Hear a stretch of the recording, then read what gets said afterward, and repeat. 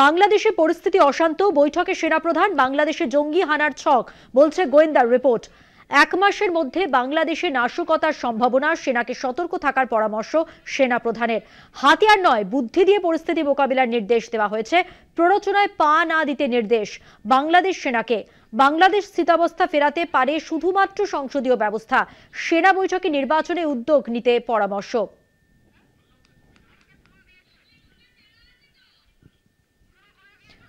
এক মাসের মধ্যে বাংলাদেশের নাশকতার সম্ভাবনা রয়েছে।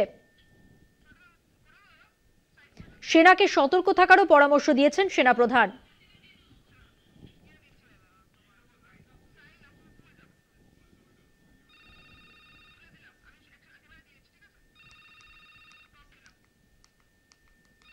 বাংলাদেশে পরিস্থিতি অশান্ত, বৈঠকে সেনাপ্রধান, বাংলাদেশে জঙ্গি হানার ছক বলছে গোয়েন্দা রিপোর্ট। এক মাসের মধ্যে বাংলাদেশে নাশকতার সম্ভাবনা, সেনাকে সতর্ক থাকার পরামর্শ সেনাপ্রধানের।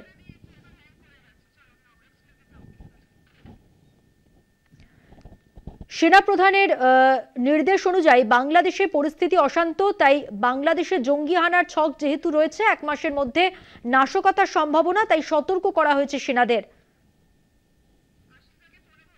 হাতিয়ার নয়, বুদ্ধি দিয়ে পরিস্থিতি মোকাবিলার নির্দেশ, প্ররোচনায় পা না দিতে নির্দেশ বাংলাদেশ সেনাকে। বাংলাদেশে স্থিতাবস্থা ফেরাতে পারে শুধুমাত্র সংসদীয় ব্যবস্থা। সেনা বৈঠকে নির্বাচনে উদ্যোগ নিতে পরামর্শ দেওয়া হয়েছে।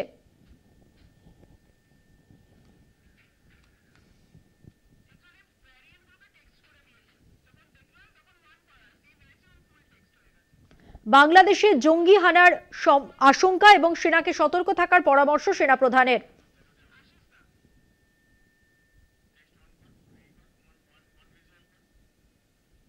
বাংলাদেশে পরিস্থিতি অশান্ত, বৈঠকে সেনাপ্রধানের নির্দেশ।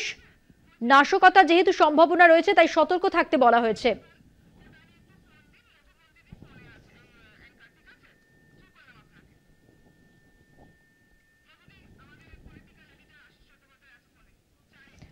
বিস্তারিত কথা বলবো, আমাদের সঙ্গে রয়েছেন টেলিফোন লাইনে আমাদের পলিটিক্যাল এডিটর আশিস চট্টোপাধ্যায়। আশিস দা, সেনাপ্রধান আর কি পরামর্শ দিয়েছেন, আর কি নির্দেশ দিয়েছেন এই বৈঠকে? দেখো, অত্যন্ত গুরুত্বপূর্ণ আজকে যে সেনাপ্রধান বক্তৃতা করেছেন তার পয়েন্টস কলকাতা টিভির হাতে এসেছে। চিফ অফ আর্মি স্টাফ অর্থাৎ গোটা সেনাবাহিনীর উদ্দেশ্যে ভাষণ দিয়েছেন এবং বাংলাদেশের প্রত্যেকটি ক্যান্টনমেন্টে সেই ভাষণ ডিজিটালি দেখানো হয়েছে।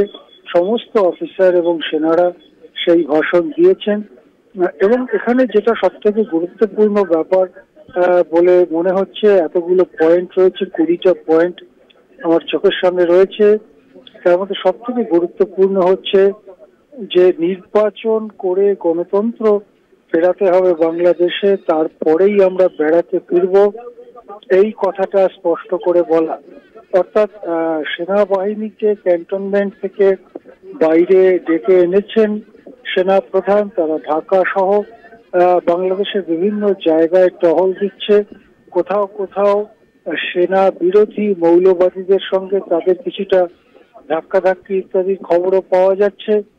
এই জায়গায় দাঁড়িয়ে সেনার ভূমিকাটা ঠিক কি হবে সেটা নিয়ে নানান জল্পনা চলছিল।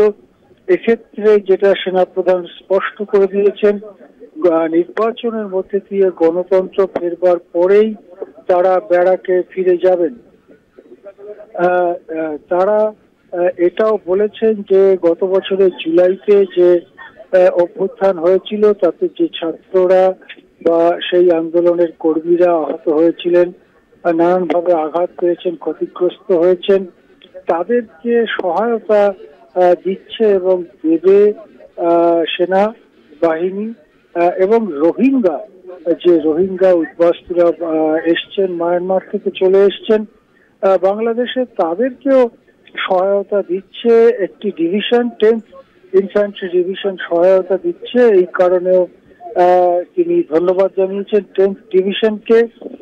যেটা গুরুত্বপূর্ণ কথা তিনি বলেছেন সেটা হচ্ছে যে আইন শৃঙ্খলা পরিস্থিতি দিয়ে অনেক অসত্য বা কল্পিত কথা সোশ্যাল মিডিয়ায় প্রচার করা হচ্ছে, কিন্তু তার পাশাপাশি তিনি বলেছেন যে এক মাসের মধ্যে সন্ত্রাসবাদী হামলা হতে পারে।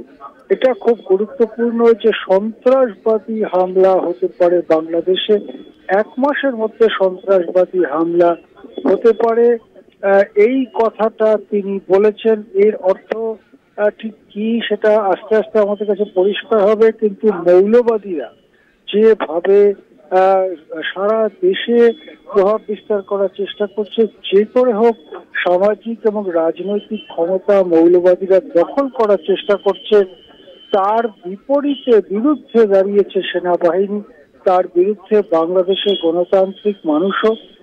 সুতরাং সেই পরিস্থিতিতে মৌলবাদীদের যে স্বপ্ন বা লক্ষ্য সেটা চট করে পূরণ হতে পারছে না, এবং সেই জন্যই কি সন্ত্রাসবাদী হামলার কথা উঠছে বা সন্ত্রাসবাদী হামলার কথা উল্লেখ করলেন বাংলাদেশের সেনাপ্রধান।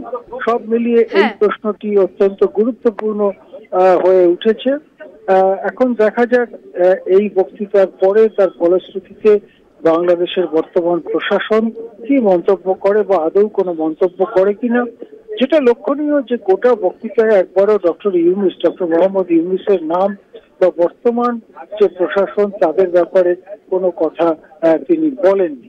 হ্যাঁ, ধন্যবাদ। কথা বললাম আমাদের পলিটিক্যাল এডিটর আশিস চট্টোপাধ্যায়ের সঙ্গে।